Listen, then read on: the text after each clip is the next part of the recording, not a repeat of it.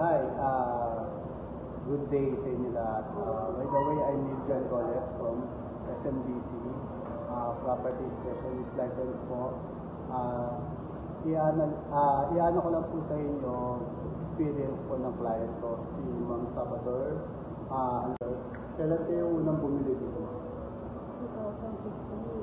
2015. 2015. Tapos nag-monthly na kayo noon, monthly na kayo.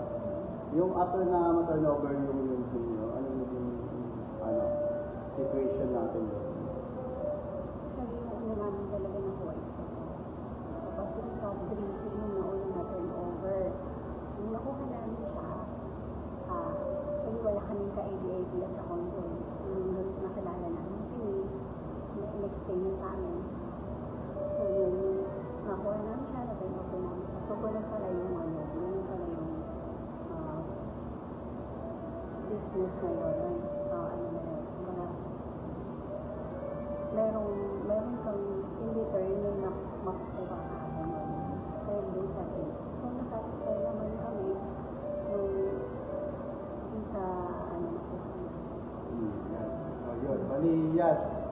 Isa to sa, ngayon po, right now, magta-turn over kami ng South Residence.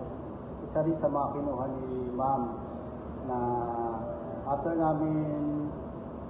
ma-turn over ngayon, schedule namin for the rental, for the return of investment. Kumbaga, ito na yung tinatawag na lifetime income na business.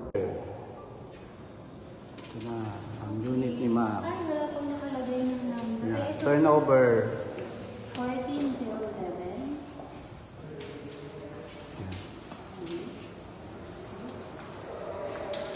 Yun na.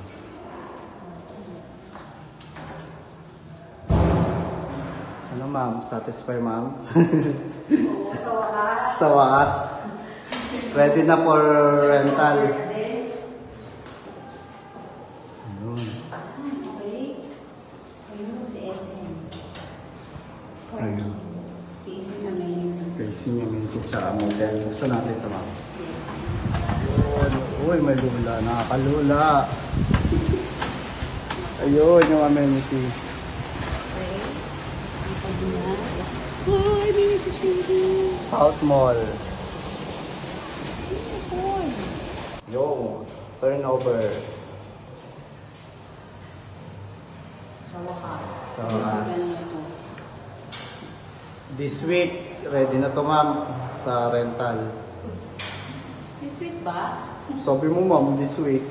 May nakaantabay na po. Oo, may nakanta na tayong Chinese ma'am na ano. This week ba? Di ba sabi mo before end of the month? Hindi, pero yung ipapakita natin sa kanya ma'am, di ba? Okay. Oo, para ano, ma-transact na agad. Para ma-enjoy mo na ng mga Junakos ko. Sige ma'am. Tapos ko muna sila habang bakasyon pa. Okay.